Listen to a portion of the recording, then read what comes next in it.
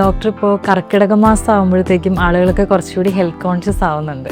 അപ്പോൾ കർക്കിടക ചികിത്സകൾ എന്ന് പറയുമ്പോൾ കർക്കിടക ചികിത്സയ്ക്ക് ഇപ്പം വളരെ വലിയ പ്രസക്തിയുണ്ട് ആയുർവേദത്തിൽ. വിരുദ്ധാഹാരങ്ങൾ ഇപ്പോൾ ഒരുപാട് ആയുർവേദത്തിൽ പറയുന്നുണ്ടല്ലോ. ധാരാളം വിരുദ്ധാഹാരങ്ങളാണ് ഉള്ളത്.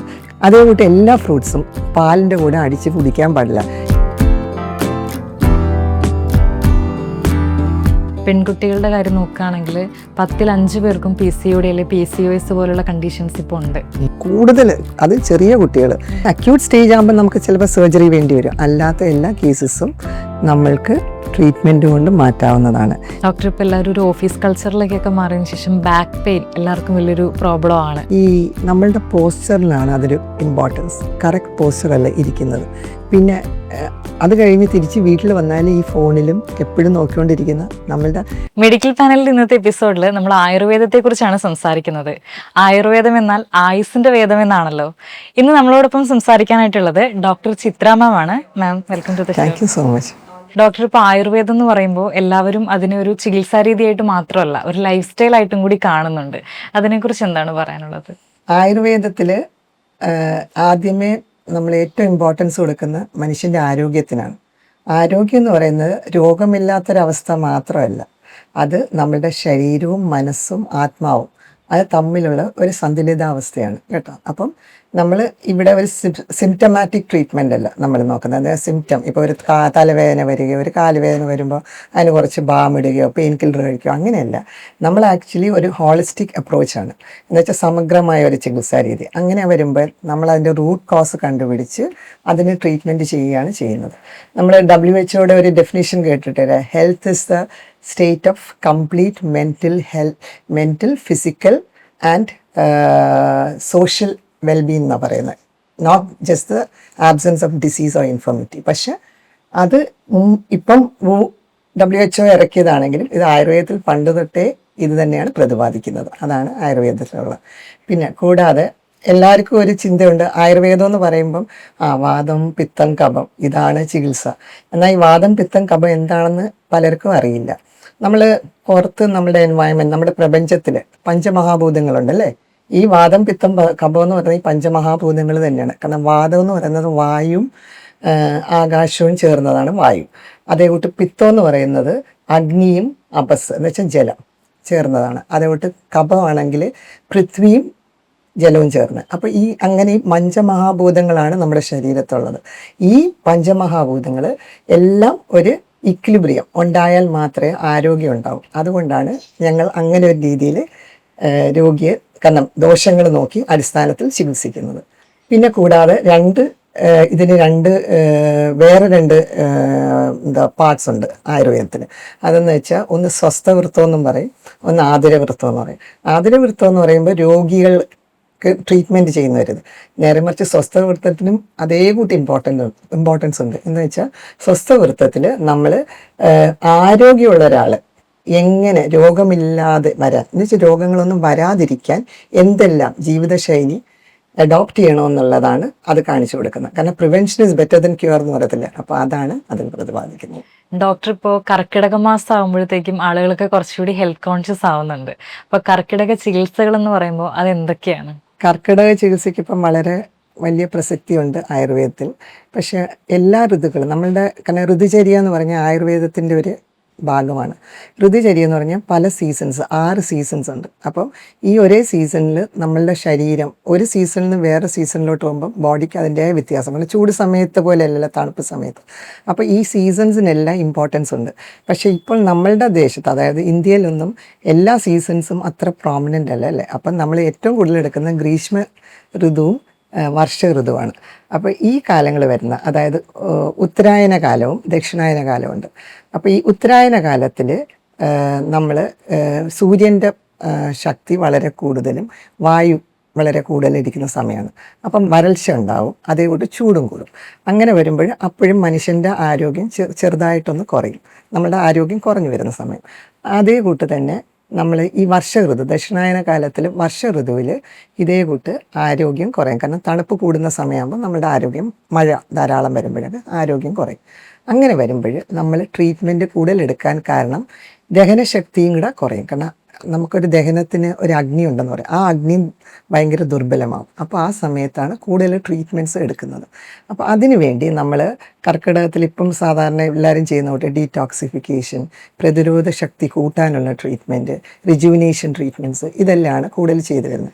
കൂടാതെ കർക്കിടകത്തിൽ നമുക്കറിയാമല്ലോ കർക്കിടക കഞ്ഞികളും ഇതെല്ലാമാണ്. കാരണം അപ്പോഴാണ് മനുഷ്യനെ നമ്മളെല്ലാം എന്ന് വെച്ചാൽ സാധാരണ ഉപകരണങ്ങൾ പോലും മെയിൻ്റനൻസിന് കൊടുക്കില്ല, അതേകൂട്ട് നമ്മുടെ ശരീരത്തിന് ഒരു റിപ്പയർ വേണ്ടതാണ്. ആ സമയത്ത് നമ്മൾ ആരോഗ്യം വീണ്ടെടുക്കുകയാണ് ഏറ്റവും ഇമ്പോർട്ടൻ്റ് ആരോഗ്യമാണ്. എപ്പോഴും ചിന്തിക്കുമ്പോഴും ബെസ്റ്റ് സാധനം ആരോഗ്യമാണ്. അതിനാണ് ഒരു എക്സ്ട്രാ കെയർ കൊടുക്കേണ്ട ഒരു ടൈമാണ് അതിപ്പോൾ.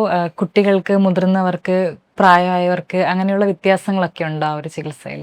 ഉണ്ട്. കാരണം കുഞ്ഞുങ്ങൾക്കും മുതിർന്നവർക്കും യൗവനത്തിലും എല്ലാം വ്യത്യാസമില്ല. കാരണം എല്ലാവരുടെയും ഏജ്, കാരണം അതൊക്കെ ഞാൻ പറഞ്ഞില്ല, ആയുർവേദത്തിൽ ഇമ്പോർട്ടൻ്റ് ഒരു കാര്യം ദേശം, കാലം എല്ലാം നോക്കും, വയസ്സ്, ഇതെല്ലാം ഇമ്പോർട്ടൻ്റ്. കാരണം നമ്മൾ ഏത് ദേശത്താണ് താമസിക്കുന്നത്, ഏത് സമയത്താണ്, കാരണം കാലം, ഋതു, ഞാൻ പറഞ്ഞു ഈ ഋതു ഏത് ഋതുവിലാണ്, പിന്നെ വയസ്സ് എത്രയാണ്, ഇതെല്ലാം നോക്കിയിട്ടാണ് ട്രീറ്റ്മെൻറ്റ് ചെയ്യുന്നത്. പിന്നെ ഒരു പ്രകൃതി, ഞാൻ മുമ്പേ പറഞ്ഞ തൊട്ട് വാദം, പിത്തം, കഫം എല്ലാവർക്കും അത് പ്രകൃതിയുണ്ട്. കാരണം ചിലവർ വാദപ്രകൃതി വേറെ, കാരണം രണ്ട് പ്രകൃതികളാണ് ഒരുമിച്ച് വരികയെങ്കിലും നമ്മളെപ്പോഴും ഒരു പ്രകൃതിക്ക് കൂടുതൽ പ്രോമിനൻസ് കാണും. അപ്പോൾ അത് നോക്കിയിട്ടാണ് ചികിത്സകൾ നിശ്ചയിക്കുന്നത്. ഈ കർക്കിടക മാസത്തിൽ നമ്മൾ കംപ്ലീറ്റ് ആയിട്ട് അവോയ്ഡ് ചെയ്യേണ്ട ഫുഡ്സ് എന്തൊക്കെയാണ്?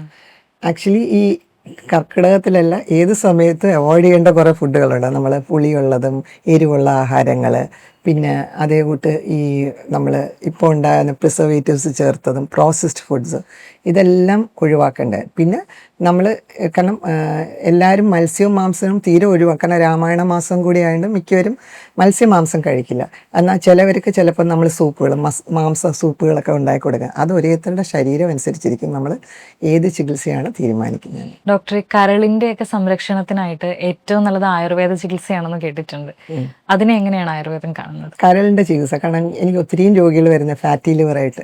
കാരണം ഫാറ്റി ലിവർ ആക്ച്വലി നമ്മൾ എപ്പോഴും നോക്കേണ്ടതെന്ന് വെച്ചാൽ ബോഡിയിൽ ഫാറ്റ് കൂടുമ്പം നമ്മൾ അതിനെ പുറത്ത് കളയേണ്ടതാണ്. നമ്മൾക്ക് എക്സ്ട്രാ വരുന്നതൊന്നും നമ്മുടെ ബോഡിയിൽ ആവശ്യമുള്ള സാധനമല്ല, അല്ലേ? അപ്പം അതിൻ്റെ റൂട്ട് കോസ് നമ്മൾ അറിയണമല്ലോ. ഈ ഫാറ്റ് വരുന്നത് അവരുടെ ഭക്ഷണത്തിലാണ്. കാരണം എല്ലാ രോഗങ്ങളും ഞാൻ എപ്പോഴും നമ്മൾ ആയുർവേദ രീതിയിലും കൊടുക്കുന്ന ഇമ്പോർട്ടൻസ് ഗട്ടിനാണ്, അല്ലേ? നമ്മളുടെ ദഹനം അത് വളരെ ഇമ്പോർട്ടൻ്റ് ആണ്. ഭക്ഷണം ദഹിക്കാതെ വീണ്ടും ഭക്ഷണം കഴിക്കുകയും പിന്നെ ചില ശരീരത്ത് ചേരാത്ത ഭക്ഷണം, കാരണം നമ്മളുടെ ഭക്ഷണത്തിന് നമ്മൾ ബഹുമാനിക്കണം, അതേപോലെ നമ്മുടെ ശരീരത്തിനെയും ബഹുമാനിക്കണം, അല്ലേ? നമ്മൾ ഈ ശരീരത്തിനൊരു ബഹുമാനം ഉണ്ടായാൽ ആ ശരീരം നമ്മളെ എന്നും സംരക്ഷിക്കും, നമ്മുടെ ആരോഗ്യത്തെ സംരക്ഷിക്കും. അപ്പോൾ അതുകൊണ്ട് കഴിക്കുന്ന ഭക്ഷണം നല്ലതായിരിക്കണം. അപ്പോൾ ഈ ഫാറ്റി ലിവർ ഉള്ളപ്പോൾ നമ്മൾ ഡീടോക്സിഫിക്കേഷൻ, കാരണം അത് ലിവറിനെ കുറച്ച് കഴിയുമ്പോൾ അറിയാലോ, ഫാറ്റി ലിവർ ഗ്രേഡ് 1, 2 അങ്ങനെ പോയി കഴിഞ്ഞാൽ അത് ലിവറിനെ ശരിക്കും മോശമാക്കും, അല്ലേ? അതിനെ ഹാനികരമായിട്ട് മാറും. അതുകൊണ്ട് സിറോസിസ് ഒക്കെ വരുന്നത്, ഇപ്പം പണ്ടൊക്കെ ആണെങ്കിൽ മദ്യപിച്ചിട്ടാണ് സിറോസിസ് എങ്കിലും ഇപ്പം മദ്യപാനമില്ലാത്തവർക്കും ഉണ്ട്. അതൊക്കെ ഈ ഫാറ്റി ലിവർ കൂടുന്നതുകൊണ്ടാണ്. അതിനാൽ ആയുർവേദത്തിന് അതിന് ഫലപ്രദമായ ട്രീറ്റ്മെൻ്റ് ഉണ്ട്, മിക്കവരും അതിന് വരുന്നുമുണ്ട്. ഡോക്ടർ, ഇപ്പം എല്ലാവരും കൂടുതൽ ഫുഡ് ഐറ്റംസ് ട്രൈ ചെയ്ത് നോക്കുന്നുണ്ട് പല രാജ്യങ്ങളിലൊക്കെ ആയിട്ട്. നമ്മുടെ ഫുഡ് ഹാബിറ്റ്സ് ഒരുപാട് മാറിയിട്ടുണ്ട്. അപ്പം ഒരു ലോങ് പീരീഡിലേക്ക് ഇതുപോലെ നമ്മൾ കഴിച്ചുകൊണ്ടിരുന്ന ഭക്ഷണ രീതികളിൽ നിന്ന് വ്യത്യാസമായിട്ടുള്ള കാര്യങ്ങൾ കഴിക്കുമ്പോൾ അതെന്തെങ്കിലുമൊക്കെ പ്രോബ്ലത്തിലേക്ക് പോകാൻ ചാൻസ് ഉണ്ടോ? ഫസ്റ്റ് ഓഫ് ഓൾ ഭക്ഷണം എന്താണെന്ന് അറിയണം, അല്ലേ? കാരണം പലർക്കും ഒരു തോന്നലുണ്ട്, പുറത്ത് കാരണം ഇമ്പോർട്ടഡ് ആയിട്ടുള്ള ഫുഡ് കഴിക്കുകയോ അല്ലെങ്കിൽ വേറൊരു സ്ഥലത്തെ ഫുഡ് അതിനാണ് കൂടുതൽ ഗുണമുള്ളതെന്നൊക്കെ. പക്ഷെ ഫുഡ് എപ്പോഴും നമ്മളെ പല രോഗങ്ങൾക്ക് ഹെറിഡിറ്ററി പറയില്ല, പല കാര്യം ഹെറിഡിറ്ററി ആയിട്ട് നമ്മൾ കൊണ്ടുവരുന്നത്. അതുകൊണ്ട് നമ്മുടെ ഭക്ഷണവും നമ്മൾ കുറേ നമ്മുടെ പൂർവികർ കഴിച്ച ഭക്ഷണം കഴിക്കുന്നതാണ് നമ്മുടെ ശരീരത്തിൽ ഉചിതം. കാരണം അതാണ് നമുക്ക് ഈസി ആയിട്ട് ദഹിക്കുന്നതും, കാരണം നമ്മളുടെ അച്ഛനും അമ്മയൊക്കെ അതാണ് നമുക്ക് കഴിപ്പിച്ചതും, അല്ലേ? പക്ഷെ കഴിക്കുന്നതിൻ്റെ അളവ് മാത്രം നമ്മൾ ശ്രദ്ധിച്ചാൽ മതി, അല്ലാതെ നമ്മൾ വേറൊരു ഭക്ഷണം കഴിക്കണമെന്ന് നിർബന്ധമില്ല. പിന്നെ കൂടാതെ നമ്മളുടെ ചുറ്റുമുള്ള ദേശത്തുള്ള ഭക്ഷണമാണ് നമ്മളുടെ ശരീരത്തിന് ഏറ്റവും ഉചിതമായ ഭക്ഷണം. അത് കഴിക്കുന്ന അളവ് മാത്രം എപ്പോഴും ശ്രദ്ധിക്കുക. അതായത് ഇപ്പം മലയോര പ്രദേശങ്ങളിൽ താമസിക്കുന്നവരാണെങ്കിൽ അവിടെയുള്ള കിഴങ്ങ് വർഗ്ഗങ്ങൾ, അതല്ല എങ്കിൽ നെല്ല്, അരി അങ്ങനെയുള്ള. കാരണം മലയോര പ്രദേശത്ത് പറയുമ്പോൾ നമ്മൾ കിഴങ്ങുകളെന്ന് പറയും. ഇപ്പം കപ്പ എല്ലാവർക്കും വലിയ ഇഷ്ടമുള്ള കാര്യമാണ്. പക്ഷെ കപ്പ പുറമേ ഒരു രാജ്യത്തു നിന്ന് വന്ന, ബർമയിൽ നിന്ന് വന്നെന്നാണ് പറയുന്നത്.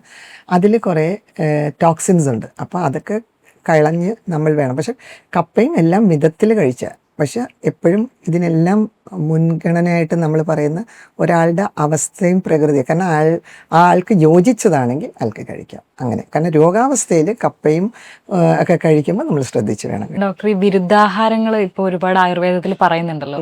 അപ്പൊ നമ്മൾ ഈ ഡെയിലി ലൈഫിൽ ശ്രദ്ധിക്കാതെ പോകുന്ന പക്ഷെ എന്തായാലും അവോയ്ഡ് ചെയ്യേണ്ട കുറച്ച് വിരുദ്ധാഹാരങ്ങൾ എന്തൊക്കെയാണെന്ന് പറയാം? ധാരാളം വിരുദ്ധാഹാരങ്ങളാണ് ഉള്ളത്.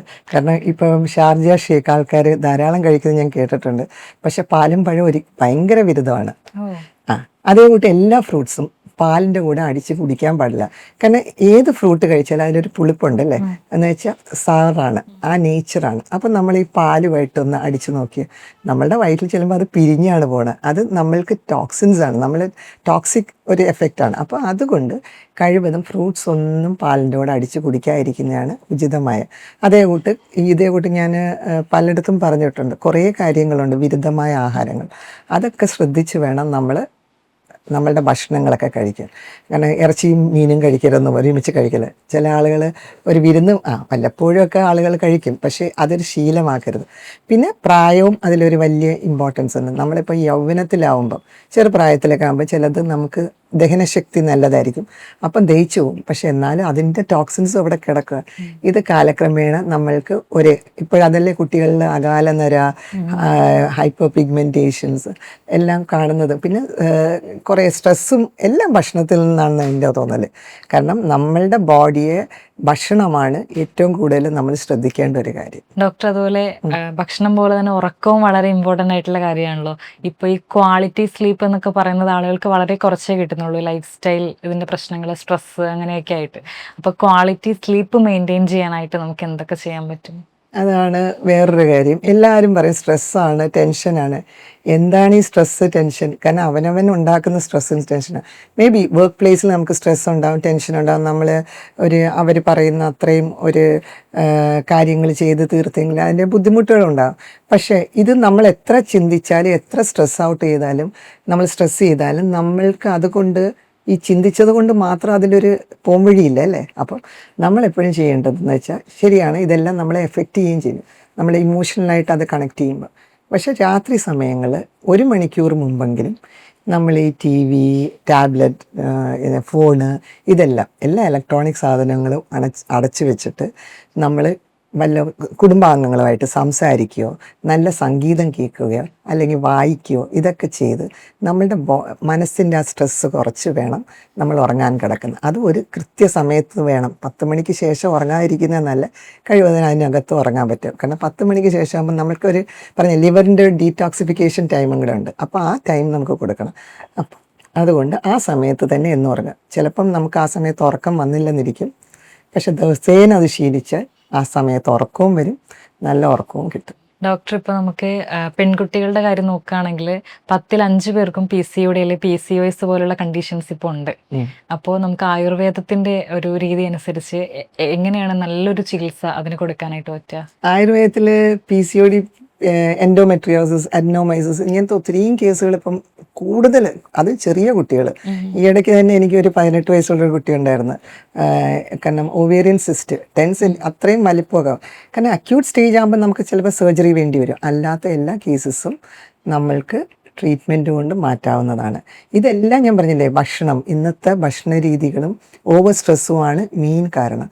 അപ്പം നമ്മളുടെ ലൈഫിൽ നമ്മൾ സ്ട്രെസ്സ് മാറ്റാനുള്ള രീതി എന്ന് വെച്ചാൽ നമ്മൾ കൂടുതൽ മറ്റുള്ള കാര്യങ്ങളിൽ നമുക്കിഷ്ടമുള്ള ഹോബീസ് തിരഞ്ഞെടുക്കുക. അതൊക്കെ കുറച്ച് സമയം കണ്ടെടുക്കേണ്ടതാണ്.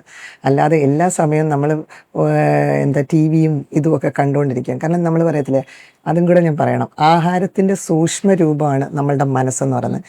ഈ ആഹാരം കഴിക്കുമ്പോഴും TV കാണുക, അതിലുള്ള നെഗറ്റീവ് കാര്യങ്ങൾ അബ്സോർബ് ചെയ്യുക, ഇതെല്ലാം നമ്മുടെ മനസ്സിനെ ഒത്തിരി ബാധിക്കും. അതുകൊണ്ട് ആഹാരം കഴിക്കുമ്പോഴും നമ്മൾ അതിനെ മാത്രം കേന്ദ്രീകരിച്ച് വേണം നമ്മൾ ഭക്ഷണം കഴിക്കാൻ. കാരണം ഈ ആഹാരം നമ്മളുടെ ആരോഗ്യത്തിന് വേണ്ടി കഴിക്കുന്നു എന്നൊരു നല്ല മനസ്സോടെ ആ ആഹാരത്തെ കഴിക്കുക, അതിനൊരു ബഹുമാനം കൊടുക്കുക. ഒരു ഡിജിറ്റൽ ഹൈജീൻ എന്ന് പറയുന്നത് നമ്മുടെ കൾച്ചറിന്റെ ഭാഗമായിട്ട് വരണം അല്ലേ? അതെ. ഡോക്ടർ, ഇപ്പോൾ ഫുഡ് ഹാബിറ്റ്സ് മാറിയതോടുകൂടി തന്നെ ആളുകൾക്ക് അമിതവണ്ണം ഒരു വലിയ പ്രശ്നമായിട്ട് വരുന്നുണ്ട്. അപ്പം അതിന്റെ ചികിത്സാ രീതികളൊക്കെ എങ്ങനെയാണ്? അമിതവണ്ണം ഈ പറഞ്ഞ കൂട്ട് ഞാൻ പറഞ്ഞില്ലേ, ഭക്ഷണം ഞാൻ പറഞ്ഞില്ലേ, എല്ലാത്തിൻ്റെയും മെയിൻ. ഇപ്പം ഈവൻ റുമാറ്റിക് കംപ്ലയിൻസും ഞാൻ ഇതിൻ്റെ കൂടെ പറയുന്നേ ഉള്ളൂ. റുമാറ്റിക് കംപ്ലയിൻസും ഗട്ടിൽ നിന്നാണ്, നമ്മളുടെ ഫുഡിൻ്റെ പ്രശ്നങ്ങൾ കൊണ്ട് തന്നെയാണ്. കാരണം ഞാൻ പറഞ്ഞില്ലേ, എന്ത് രോഗങ്ങളും നമ്മളുടെ ഗട്ടുമായിട്ട് റിലേറ്റ് ചെയ്യും. നല്ലോണം ദഹിക്കാതെ വീണ്ടും ഭക്ഷണം കഴിക്കുക. ഇപ്പം കുറേ പേര് ഇൻ്റർമീഡിയറ്റ് ഫാസ്റ്റിംഗ് തുടങ്ങിയിട്ടുണ്ട്. അത് ആയുർവേദത്തിൽ മുമ്പേ പറഞ്ഞ 2 നേരം ഭക്ഷണം കഴിക്കുക. ഇപ്പം പിന്നെ അത് 3 നേരമായി. ഇപ്പം ഒരു കൃത്യസമയമില്ല. ഇപ്പം എങ്ങനെ ആളുകൾ കഴിക്കുന്ന സമയം ടൈമും ഒന്നുമില്ല. നമ്മളുടെ ആദ്യത്തെ ഭക്ഷണം, കഴിച്ച ഭക്ഷണം ദഹിച്ചിട്ട് വേണം ഭക്ഷണം കഴിക്കാൻ. കഴിക്കുന്നത് മിതമായി കഴിക്കുക. അതിനകത്ത് ബാലൻസ് ഡയറ്റ് എന്ന് പറയത്തില്ലേ, എല്ലാം ഉൾക്കൊള്ളണം. നമ്മൾ പച്ചക്കറികളും എല്ലാം ഉൾക്കൊണ്ട് വേണം ഭക്ഷണം കഴിക്കാൻ. അപ്പം അങ്ങനെ കഴിക്കുമ്പോൾ തന്നെ ശരിക്കും പറഞ്ഞാൽ അതും രാത്രി കാലം. നമ്മൾ പണ്ടൊക്കെ ആയുർവേദത്തിൽ പറഞ്ഞ സൂര്യനെ നോക്കിയാണ് ഭക്ഷണം കഴിക്കുന്നത്. സൂര്യൻ ഉദിക്കുമ്പോൾ നമ്മളുടെ ഒരു ക്വാണ്ടിറ്റി കുറവായിരിക്കും. അതിൻ്റെ കാട്ടി കൂടുതൽ നമ്മൾ ഉച്ചയ്ക്കാണ് കഴിക്കുന്നത്. ഏറ്റവും സൂര്യൻ നമ്മളുടെ ഏറ്റവും മുകളിലിരിക്കുന്ന സമയത്ത് നമ്മളുടെ ദഹനശക്തിയും കൂടും. അപ്പം നമുക്ക് ഇച്ചിരി കൂടെ കൂടുതൽ. പിന്നെ രാത്രി ഏറ്റവും കുറവാണ്. അത് ഇംഗ്ലീഷിലും സെയിങ് ആയി, eat like a king in the morning, like a prince in the afternoon and like a pauper in the night. അങ്ങനെ. അപ്പോൾ അതേ കൂട്ടാണ് ഇത്. നമ്മൾ ശരിക്കും അതൊരു സെയിങ് ആണെങ്കിലും ഇത് ആയുർവേദത്തിൽ നേരത്തെ പറഞ്ഞ അതുപോലെയാണ് നമ്മുടെ ഭക്ഷണക്രമം.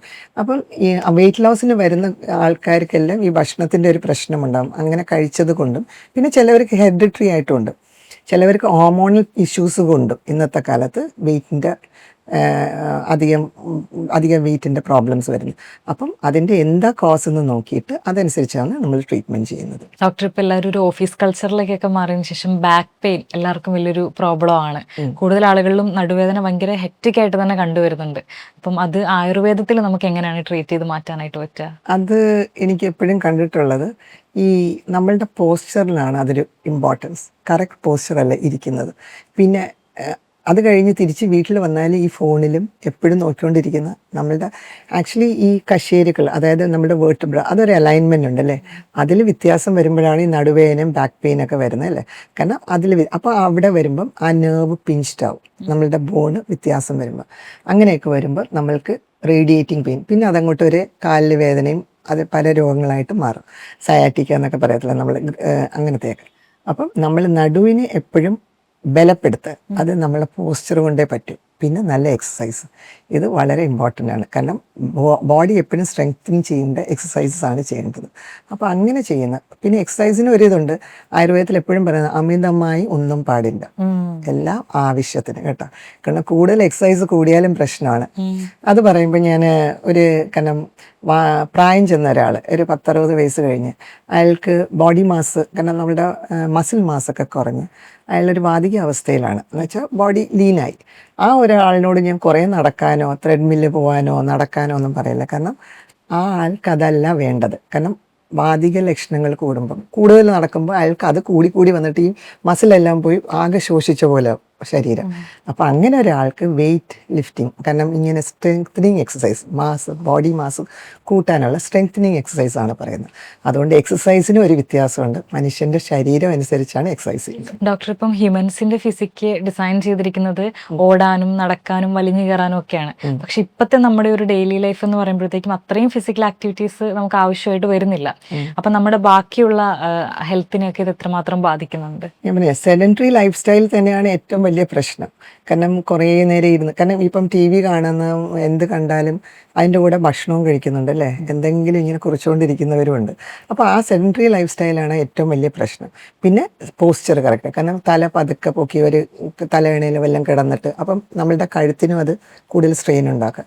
അപ്പോൾ ഇങ്ങനെയുള്ള സെഡൻറ്ററി ലൈഫ് സ്റ്റൈൽ മാറ്റിയാൽ മാത്രമേ നമ്മൾക്ക് ആരോഗ്യം, കാരണം നമ്മൾ എല്ലാം വേണം താനും, എന്നാൽ നമ്മളിതൊന്നും ചെയ്യാതിരുന്നാൽ അത് ആരോഗ്യമാണെന്ന് തോന്നുന്നില്ല. അപ്പം ലൈഫിൽ നമ്മൾ നല്ലൊരു ആരോഗ്യമായ ജീവിതം വേണമെങ്കിൽ ഈ നടപ്പും എല്ലാ കാര്യങ്ങളും കുറേശ്ശെ വേണം, ഒന്നും ഓവറല്ല, പക്ഷേ മിതമായ രീതിയിൽ നമ്മൾ നടക്കണം. നമ്മളെല്ലാ കാര്യങ്ങളും ബാക്കിയുള്ള എക്സസൈസ് ഒക്കെ ചെയ്തു വരാം. ഡോക്ടർ, നമുക്ക് ഈ സൗന്ദര്യ സംരക്ഷണത്തിന് ഒരുപാട് പൊടിക്കൈകളൊക്കെ ഉള്ളത് ആയുർവേദത്തിലാണ് കൂടുതൽ.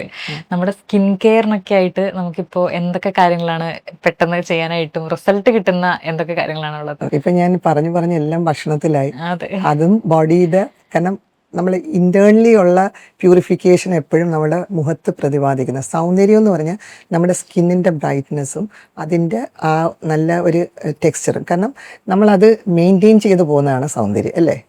മനുഷ്യന് എപ്പോഴും അതാണ് സൗന്ദര്യം. അപ്പോൾ അത് മെയിൻറ്റെയിൻ ചെയ്യണം. ഭക്ഷണം വളരെ ഇമ്പോർട്ടൻ്റ്.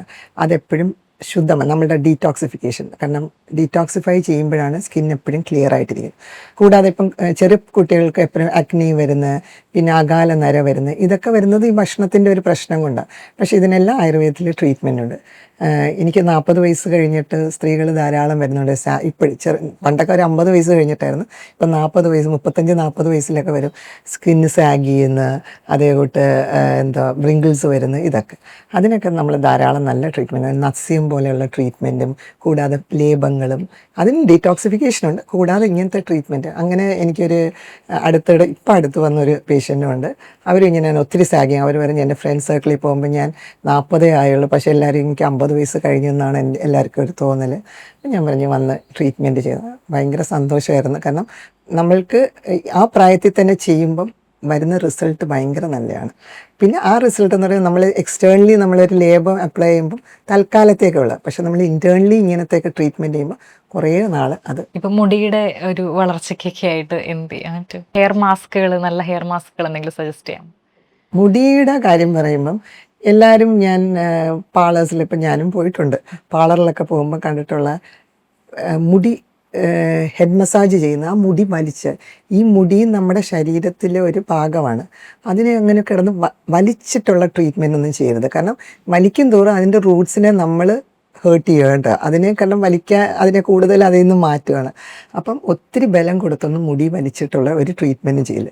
നമ്മൾ സാവധാനത്തിൽ മസാജ് ചെയ്ത്, എന്നുവെച്ചാൽ ഒത്തിരി ബലത്തിലും അല്ലാതെ മസാജ് ചെയ്ത് അതിന് എല്ലാ ഫോളിക്കിൾസിലും, കാരണം സ്കാൽപ്പിലാണ് ഓയിൽ മസാജ് വേണ്ട, മുടിക്കല്ല. മുടിയിൽ വന്നു കഴിഞ്ഞാൽ മുടി നമ്മൾ കഴുകി കഴിയുമ്പോൾ അത് റഫാവും. നമ്മളെപ്പോഴും സ്കാൽപ്പിലാണ്. അപ്പോഴും അത് കൂടാതെ നമ്മളെപ്പോഴും ഒരു വുഡൻ കോം ഉപയോഗിക്കുക. അങ്ങനെ ആകുമ്പോൾ മുടിയിൽ എപ്പോഴും ആ ഷൈൻ കിടക്കും, മുടി നല്ലതായിട്ട് വളരും. പിന്നെ നമ്മൾ ഈ മസാജ് ചെയ്ത് കഴിഞ്ഞിട്ടും പതുക്കെ നമ്മളുടെ കൈകൾ കൊണ്ട് എപ്പോഴും ഇങ്ങനെ തിരുമ്മിക്കൊണ്ടിരുന്ന ആ ഫോളിക്കിൾസിലൊക്കെ ഓയിൽ അബ്സോർബ് ചെയ്യും.